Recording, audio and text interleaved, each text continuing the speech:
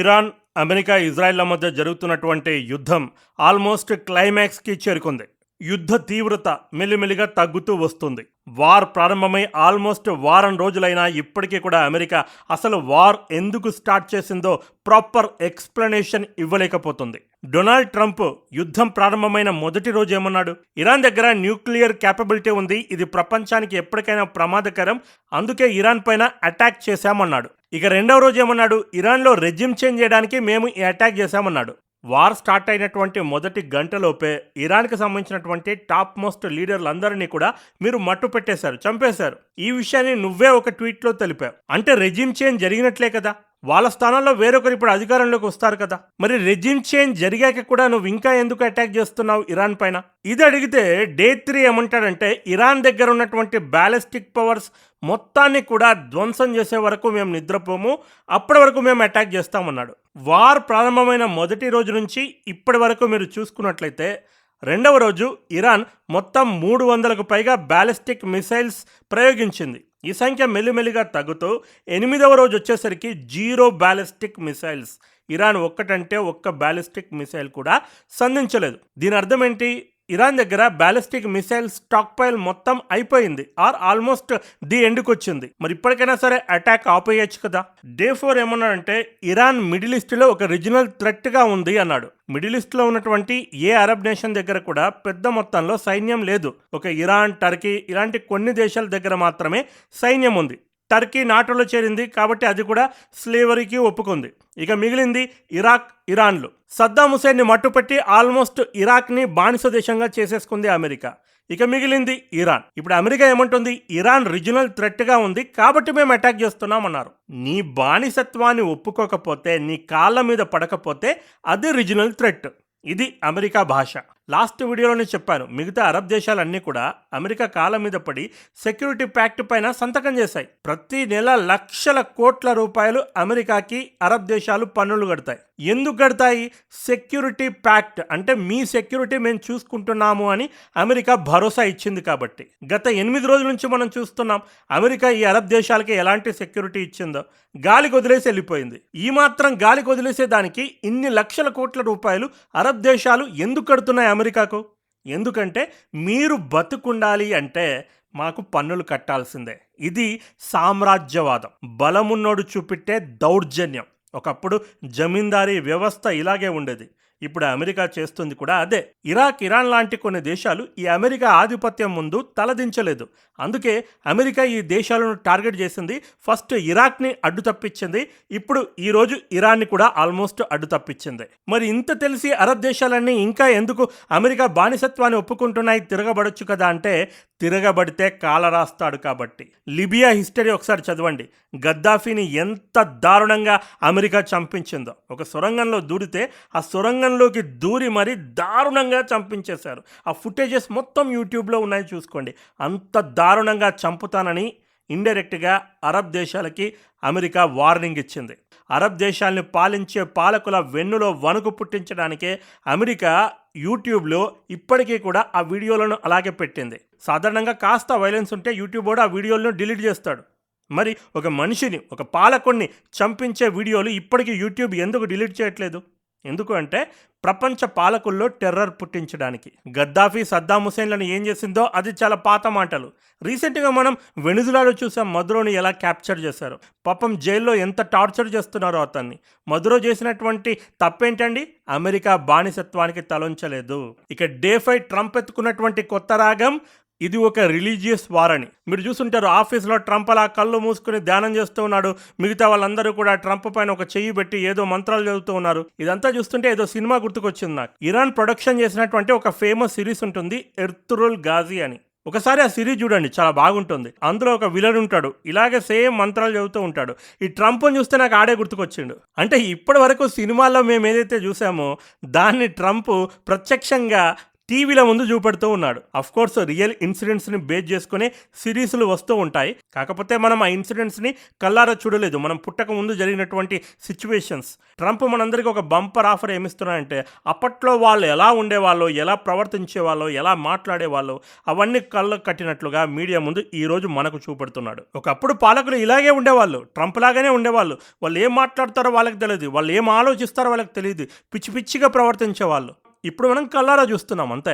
అమెరికాలో కూడా మెల్లిమెల్లిగా ఈ యుద్ధం పైన వ్యతిరేకత ఏర్పడుతూ ఉంది. యుద్ధం ప్రారంభమైన కొద్ది రోజులకే రాయిటర్స్ అనే వరల్డ్ ఫేమస్ ఏజెన్సీ అమెరికాలో ఒక సర్వే నిర్వహించింది. ఈ యుద్ధంపై అమెరికా ప్రజలు ఎలా స్పందిస్తున్నారు అని. ఆ సర్వేలో ఏం తెలింది? అమెరికాలో ప్రతి నలుగురిలో ఒక్కడు మాత్రమే ఈ యుద్ధానికి సపోర్ట్ ఇస్తున్నాడు. అంటే మిగతా ముగ్గురు కూడా వ్యతిరేకిస్తున్నారు. యుద్ధం టైం పీరియడ్ ఎలాగైతే పెరుగుతూ వస్తుందో ఆ ఒక్కడు కూడా మెల్లిమెల్లిగా మాయమైపోతాడు. 25% నుంచి ఆ పర్సంటేజ్ మరింత తగ్గుతుందని రాయిటర్స్ తన పత్రికా కథనంలో తెలిపింది. ఇప్పుడు అమెరికాలో కొన్ని లోకల్ ఎలక్షన్స్ ఉండబోతున్నాయి. ఈ ఎలక్షన్స్లో ఖచ్చితంగా ఈ యుద్ధం ప్రభావం ఉంటుంది.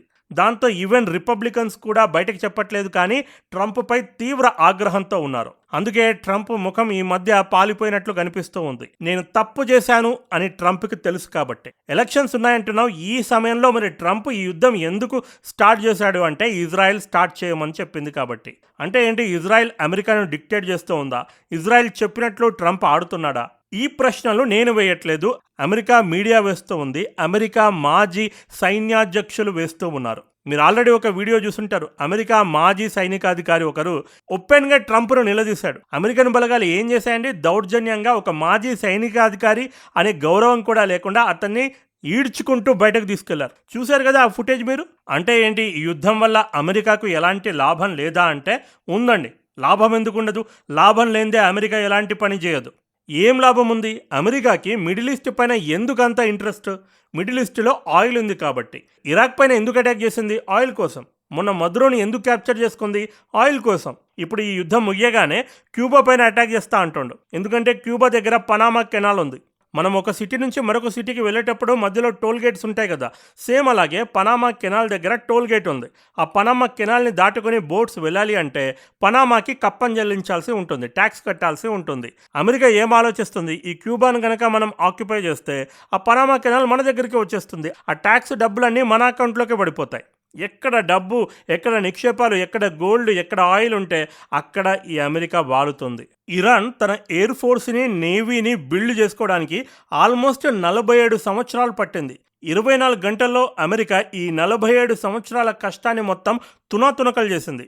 వార్ జరిగిన మొదటి రోజే ఇరాన్కి సంబంధించినటువంటి ఎయిర్ ఫోర్స్, నేవీ మొత్తాన్ని కూడా ధ్వంసం చేసింది. ఇలా జరుగుతుందని ఇరాన్ ముందే ఎక్స్పెక్ట్ చేసింది కాబట్టే కొన్ని వేల సంఖ్యలో మిసైళ్లను పొందుపరుచుకుంది. మీరు గత వారం రోజుల నుంచి వార్ని కనుక అబ్జర్వ్ చేస్తే ఇరాన్ ఎలా అటాక్ చేస్తుంది అరబ్ దేశాలపైన కానీ లేదంటే అమెరికాకు చెందినటువంటి బేసెస్ పైన, కేవలం మిసైళ్ల ద్వారా మాత్రమే. ఇరాన్ ఫైటర్ జెట్ వచ్చి బాంబులను జారాబిడిసింది. ఇలాంటి న్యూస్ చూసారా మీరు? చూడరు. ఎందుకంటే ఇరాన్ ఎయిర్ ఫోర్స్ డే 1 రోజే ధ్వంసమైపోయింది. ఇరాన్ అంటే అమెరికాకు ఎంత భయం అంటే, ఇరాన్ ఎయిర్ ఫోర్స్ మొత్తం ధ్వంసం చేసినప్పటికీ, ఇరాన్ ఫైటర్ జెట్స్ మొత్తం ధ్వంసం చేసినప్పటికీ, ఎక్కడ పబ్లిక్ ప్లేన్స్ని అటాక్కి ఉపయోగిస్తుందో అని భయపడి ఇరాన్ ఇంటర్నేషనల్ ఎయిర్పోర్ట్ పైన నిన్న అటాక్ చేసింది. 16 ఎయిర్ క్రాఫ్ట్లను నిన్న ధ్వంసం చేసింది. వాటికి సంబంధించినటువంటి విజువల్స్ మీరు ఇక్కడ చూడొచ్చు. వార్ స్టార్ట్ అయిన మొదటి రోజు ఏమన్నావు నువ్వు? నీ యుద్ధం ఇరాన్ రెజిమ్తోటి, ఇరాన్ సైన్యంతోటి అని. ఇరాన్ ప్రజల కోసం ఈ యుద్ధం చేస్తున్నా అని శాంతి దూతలాగా కలరింగ్ ఇచ్చే ప్రయత్నం చేశావు. మరి ఇప్పుడు ఇరాన్ ఇన్ఫ్రాస్ట్రక్చర్ మొత్తాన్ని కూడా నువ్వు దెబ్బ కొడుతున్నావు. అంటే ఇరాన్ ప్రజల్ని నువ్వు బిచ్చగాళ్ళం చేస్తున్నావు.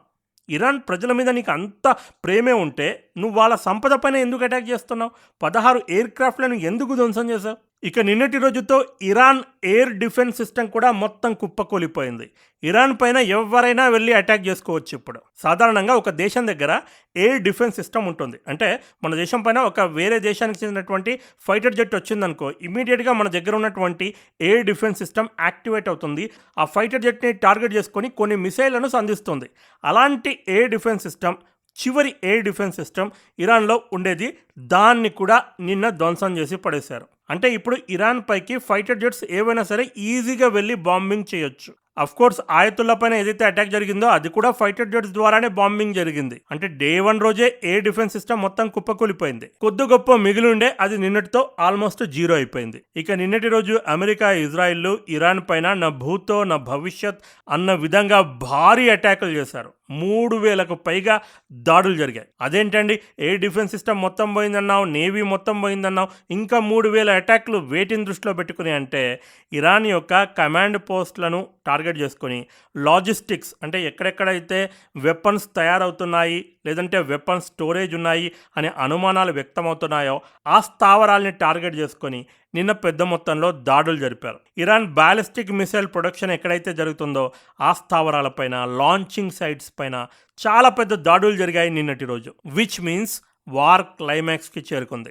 మట్టిలో నుంచి మిసైల్ ఇట్లా బయటకు వస్తున్నాయి, మీరు చూసే ఉంటారు. ఎందుకంటే బయట నుంచి లాంచింగ్ సైట్స్ ఉంటే అమెరికా తన శాటిలైట్స్ ద్వారా ఈజీగా పసిగట్టి బాంబింగ్ చేసి ధ్వంసం చేస్తుందని ఇరాన్ భూగర్భంలో లాంచింగ్ సైట్స్ని పెట్టింది. నిజంగా వాళ్ళ టెక్నాలజీకి హ్యాట్సప్ చెప్పుకోవాలి. ఆ విజువల్స్ చూస్తూ ఉంటే బుర్ర పాడైపోతుంది. ఇదేదో ఒక్కరోజు 2 రోజుల నుంచి జరిగినటువంటి తయారీ కాదు, 20 ఏళ్ల నుంచి కూడా ఇరాన్ తయారు చేసుకున్నటువంటి తయారీ. ఎందుకంటే ఇరాన్కి తెలుసు ఏదో ఒక రోజు అమెరికా దాడికి వస్తుంది అని. అలాగే ఇరాన్ కీలక స్థావరాలకి వెళ్ళడానికి రన్వేస్ ఏవైతే ఉన్నాయో, టాక్సీలు వెళ్ళడానికి ఉండే రోడ్డు మార్గాలు ఏవైతే ఉన్నాయో వాటన్నింటిని కూడా నిన్న అమెరికా ధ్వంసం చేసింది. వాటికి సంబంధించినటువంటి విజువల్స్ కూడా మీరు చూడొచ్చు.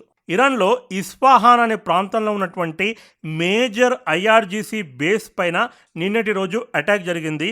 ఈ ఇస్ఫాహాన్ ఎయిర్ బేస్ దగ్గరే ఇరాన్ న్యూక్లియర్ ప్రోగ్రామ్ ఉంది. అంటే ఇరాన్ న్యూక్లియర్ ప్రోగ్రామ్ని టార్గెట్ చేసుకొని కూడా దాడులు జరిగాయి. ఇక ఇరాన్ మిసైళ్లతో పాటు ప్రధానంగా వినిపించినటువంటి పేరు, వారం రోజులుగా మనం వింటున్నటువంటి పేరు ఇరాన్కి సంబంధించినటువంటి షాహిద్ డ్రోన్. ఈ డ్రోన్ని భూప్రాంతం నుండి మాత్రమే కాకుండా సముద్రం నుంచి కూడా లాంచ్ చేయడానికి ఇరాన్ ఒక షిప్ను తయారు చేసుకుంది. 250 మీటర్ల పొడవాటి షిప్. సాధారణంగా ఎయిర్ క్రాఫ్ట్ క్యారియర్స్ ఉంటాయి, అబ్రహాం లింకన్ ఇలాంటి ఎయిర్ క్రాఫ్ట్ క్యారియర్స్. ఈ ఎయిర్ క్రాఫ్ట్ క్యారియర్స్ పైన కొన్ని వందల సంఖ్యలో ఫైటర్ జెట్స్ ఉంటాయి. ఫైటర్ జెట్స్ పైకి ఎగరడానికి రన్వేస్ ఉంటాయి. కానీ ప్రపంచంలోనే మొదటిసారి డ్రోన్స్ను లాంచ్ చేయడానికి ఒక షిప్, అలాంటి షిప్ని ఇరాన్ తయారు చేసుకుంది.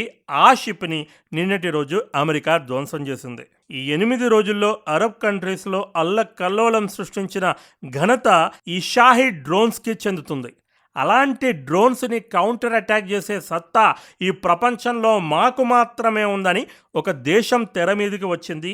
ఆ దేశం పేరు యుక్రెయిన్. ఎందుకు తెర మీదకి వచ్చింది? రష్యా ఎప్పుడైతే యుక్రెయిన్తో యుద్ధం స్టార్ట్ చేసిందో యుక్రెయిన్ టక్కరి టర్కీ నుంచి తెచ్చుకున్నటువంటి డ్రోన్స్తో రష్యా సైన్యాన్ని తీవ్రంగా దెబ్బకొట్టింది. అప్పుడు రష్యా ఇరాన్ తలుపు తట్టింది. ఇరాన్, మీ దగ్గర డ్రోన్స్ ఉన్నాయి కదా, ఆ డ్రోన్స్ మాకు కావాలి అని. పెద్ద మొత్తంలో ఇరాన్ ఆ డ్రోన్స్ను తయారు చేసి రష్యాకి సప్లై చేసింది. ఇరాన్కి సంబంధించినటువంటి ఈ షాహిద్ డ్రోన్స్తోనే రష్యా యుక్రెయిన్ భరతం పట్టింది. దాంతో యుక్రెయిన్ ఏం చేసింది, ఈ షాహిద్ డ్రోన్స్ని కట్టడి చేయడానికి ఒక డిఫెన్స్ సిస్టమ్ని డెవలప్ చేయడం మొదలుపెట్టింది. ఈ ఇంటర్సెప్టార్ డ్రోన్ మేకర్స్ కంపెనీ పేరు స్కైఫాల్స్.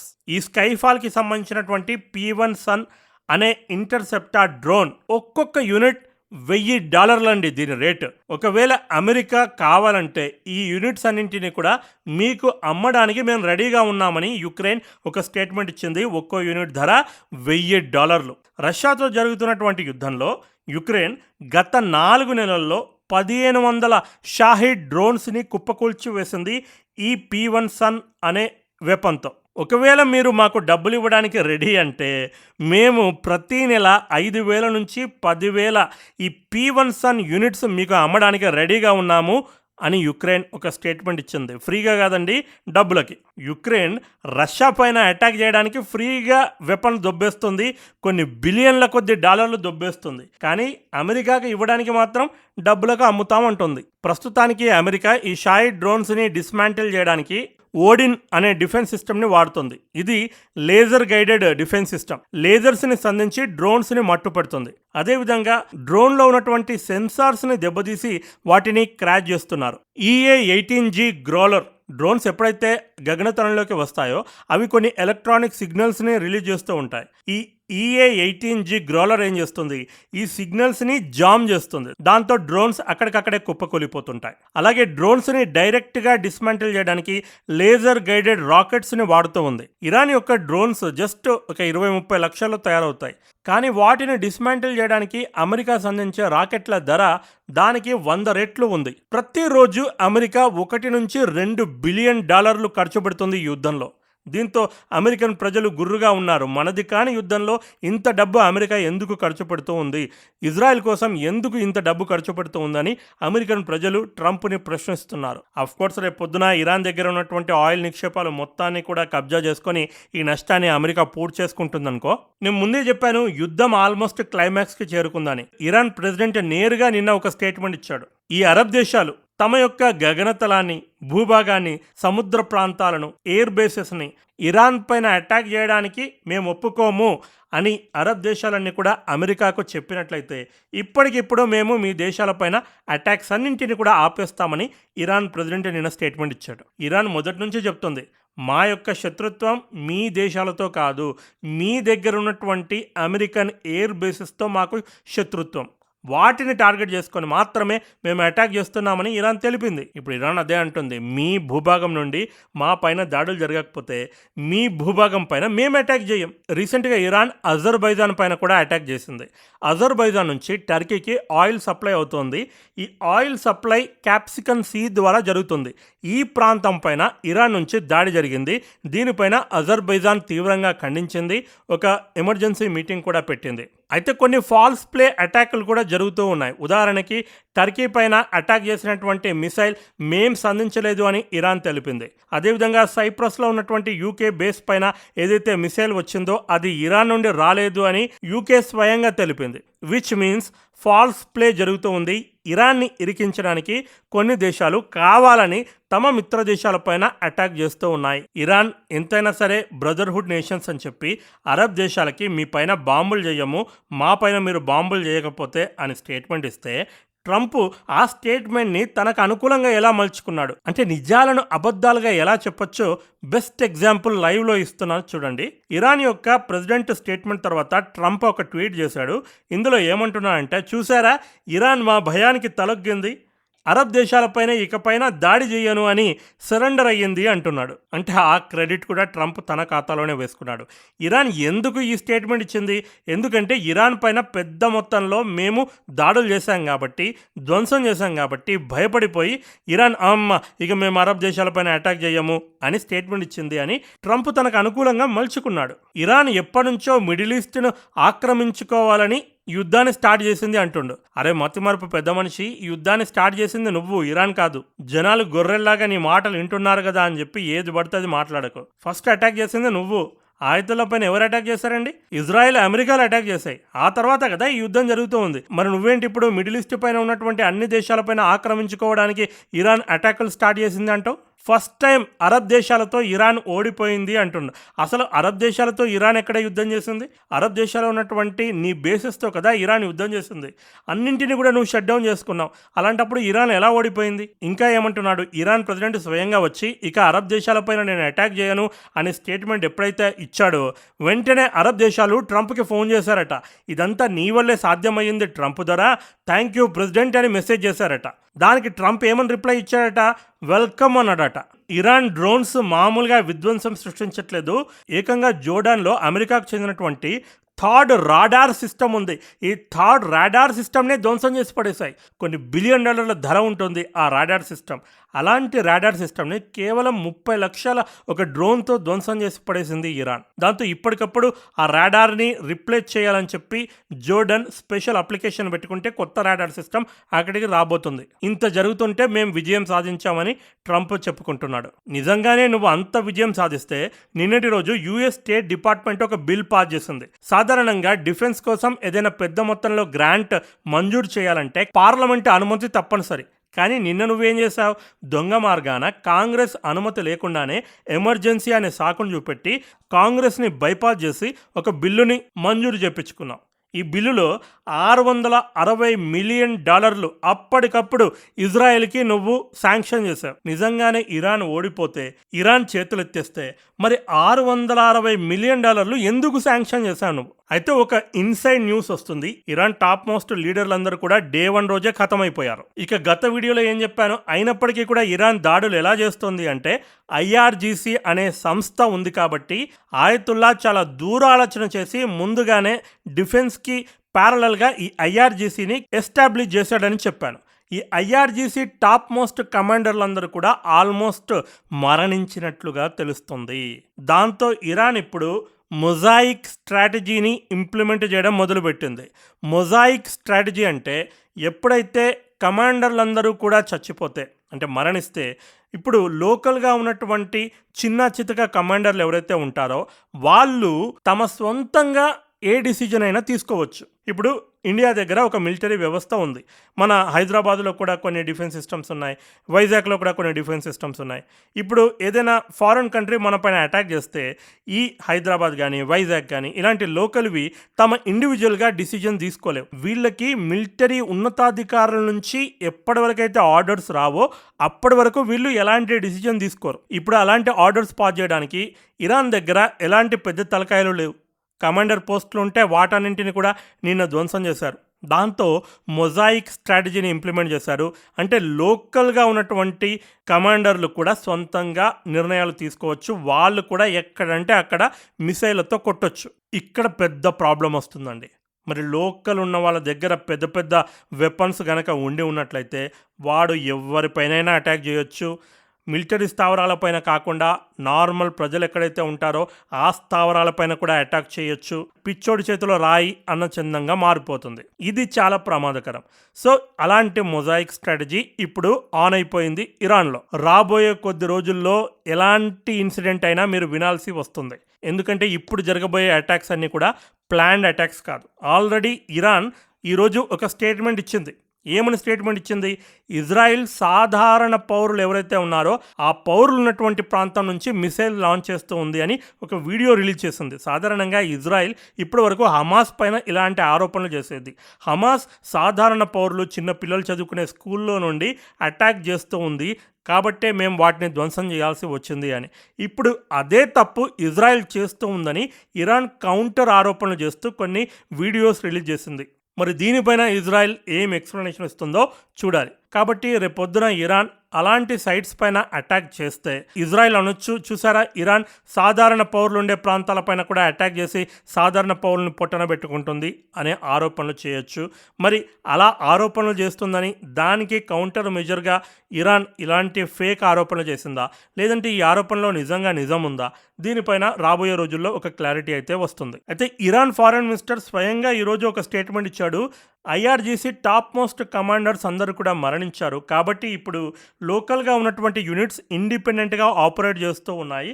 కాకపోతే వాళ్ళకి ఎలా ఆపరేట్ చేయాలో మేము ముందుగానే ప్రీ ఇన్స్ట్రక్షన్స్ ఇచ్చామంటుంది. Which means IRGC already expect చేసింది ఏదో ఒక రోజు ఇలాంటి రోజు వస్తుందని. ఆ రోజు మీరందరూ కూడా సరెండర్ కాకుండా చివరి సైనికుడి వరకు కూడా ఎలా పోరాటం చేయాలి, ఎలా శత్రు స్థావరాలని ధ్వంసం చేయాలని ఆల్రెడీ వీళ్ళు ఒక ప్రీ ప్లాన్ చేసుకున్నారట. వీళ్ళ వార్ స్ట్రాటజీకి నిజంగా హ్యాట్స్ ఆఫ్. అంటే జరగబోయేటివన్నీ కూడా ముందే ఊహించి వీళ్ళు ప్రతిదీ కూడా ముందే ప్లాన్ చేసుకున్నారు. ఇక ఇరాన్ అమెరికాని ఎకనామిక్గా కూడా దెబ్బ కొడుతూ ఉంది. స్ట్రైట్ ఆఫ్ హార్మోజ్ దగ్గర మొత్తాన్ని బ్లాక్ చేసి పడేసింది. కేవలం నిన్నటి రోజు 2 విసల్స్ మాత్రమే ఈ ప్రాంతాన్ని దాటుకొని ప్రయాణించాయి. విచ్ మీన్స్ వ్యాపారం మొత్తం కూడా కుంటుపడింది. రేపో ఎల్లుండో రేట్స్ అన్నీ కూడా విపరీతంగా పెరగబోతున్నాయి.